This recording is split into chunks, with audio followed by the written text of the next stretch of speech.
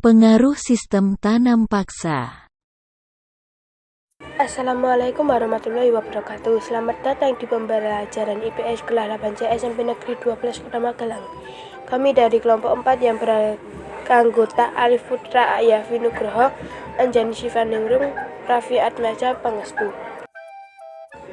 Kultur Stelsel harafiah, sistem kultivasi atau secara kurang tepat diterjemahkan sebagai sistem budidaya, yang oleh sejarawan Indonesia disebut sebagai sistem tanam paksa, adalah peraturan yang dikeluarkan oleh Gubernur Jenderal Johannes van der Valk pada tahun 1830, yang mewajibkan setiap desa menyisihkan sebagian tanahnya 20% untuk ditanami komoditi ekspor khusus kopi, tebu, dan terum.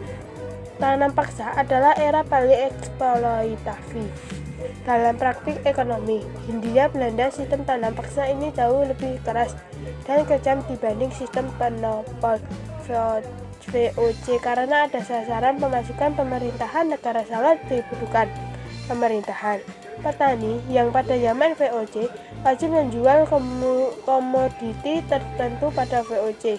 Ini harus menanam tanaman tertentu dan sekaligus menjualnya dengan harga yang ditetapkan kepada pemerintah. Letak belakang.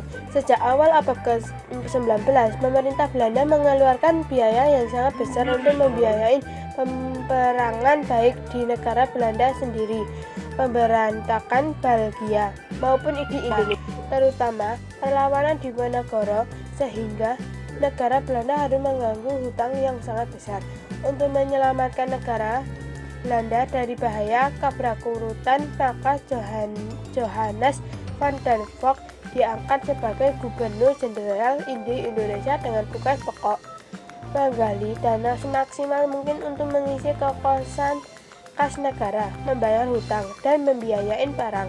Untuk melaksanakan tugas yang sangat berat itu, Van der Valk memusatkan kebijaksanaannya pada peningkatan produk tanam ekspor.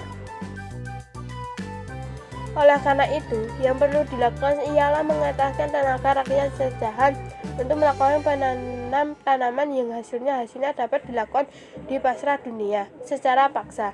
Setelah tiba di Indonesia 1830, Van der Valk menyusun program sebagai berikut. 1. Sistem sewa tanah dengan uang harus dihapus karena pemasukannya tidak banyak dan melaksanakan sulit. 2. Sistem tanam bebas harus diganti dengan tanam wasit dengan jenis-jenis tanaman yang sudah ditentukan oleh pemerintah. 3. Pajak atas tanah harus dibayar dengan penyerahan sebagai dari hasil tanaman kepada pemerintah Belanda. Aturan-aturan tanam paksa.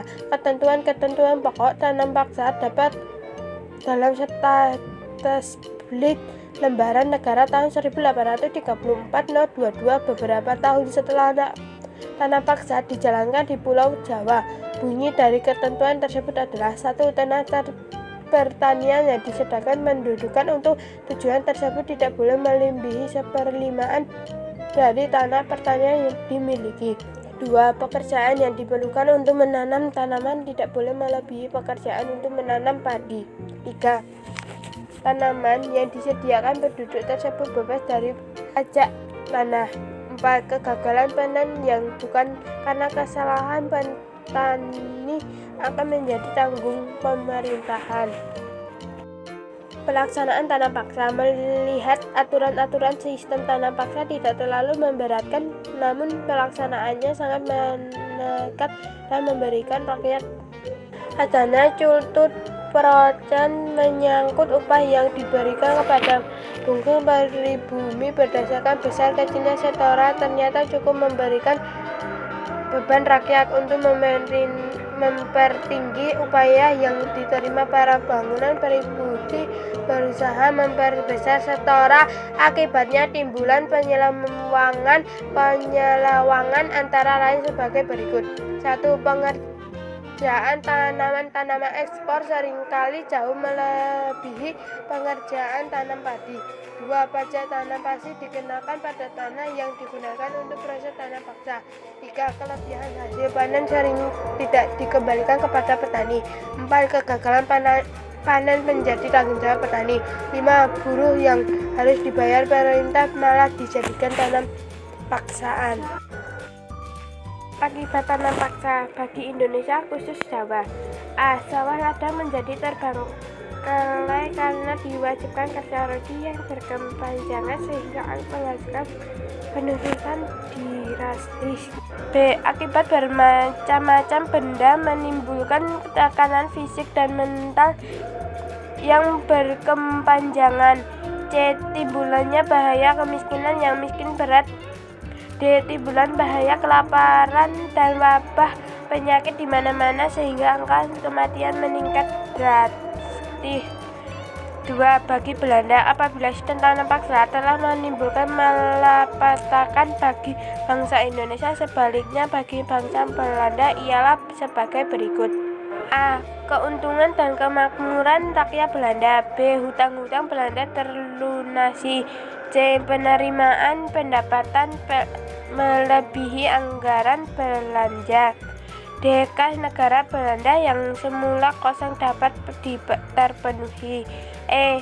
Amsterdam berhasil dibanguni menjadi kota pusat perdagangan dunia. F. Perdagangan perkembangan pusat. Bahaya kelaparan menimbulkan korban jiwa yang sangat mengerikan di daerah Cirebon 1843, Demak 1849 dan Gerobak 1850. Kejadian ini mengakibatkan jumlah penduduk menurun drastis. Di samping itu juga terjadi penyakit busung, lapar, hongorudim di mana-mana. Tokoh penentang tanam paksa. Golongan yang menentang tanam paksa di Indonesia sendiri terdiri atas golongan bawah yang merasa iba mendengar keadaan petani yang penderitaan akibat tanam paksa. Mereka menghendakkan agar tanam paksa dihapuskan berdasarkan pada kemanusiaan. Kebanyakan dari mereka diilhami oleh ajaran agama. Sementara itu dari golongan menengah yang terdiri dari pengusaha dan pedagang swasta yang menghendaki agar perekonomian tidak saja dikuasai oleh pemerintahan namun bebas kepada penanam model. Tokoh Belanda yang menentang pelaksanaan sistem tanam paksa di Indonesia antara lain sebagai berikut. 1. Edward Dawes Dekker 1820 sampai 1887. Edward Dawes Dekker atau Multura sebelum adalah seorang residen di Lebak, Serang, Jawa Barat.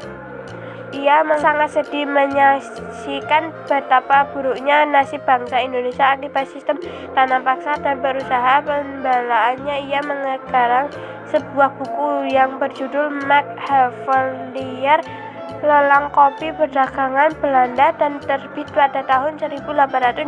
Dalam buku tersebut, ia melukis penderitaan rakyat di Indonesia akibat melaksanakan sistem tanam paksa. Selain itu, ia juga mencela pemerintahan Hindia Belanda atas segala kebijakan di Indonesia. 2. Baron van Houvel 1800 sampai 1870. Selama tinggal di Indonesia, Baron van Houvel menyaksikan penderitaan bangsa Indonesia akibat sistem tanam paksa. Baron van Houvel bersama Valansen van der Putte menentang sistem tanam paksa. Kedua tokoh itu juga menjuangkan keras menghapuskan sistem tanam paksa melalui perlaman Belanda. 3. Frans van der Putte 1822 sampai 1902. Frans van der Putte yang menulis Suiker Contaracan sebagai bentuk proses terhadap kegiatan tanam paksa. Akhir tanam paksa. Cultus Stelsel kemudian dihentikan setelah muncul sebagai klinik dengan kehidupan UUD Akhirin 1870 dan UUD Gula 1870 yang mengawali era liberalisasi ekonomi dalam sejarah penjajahan Indonesia. Sekian presentasi dari kami. Maaf kalau ada salah kata. Terima kasih. Wassalamualaikum warahmatullahi wabarakatuh.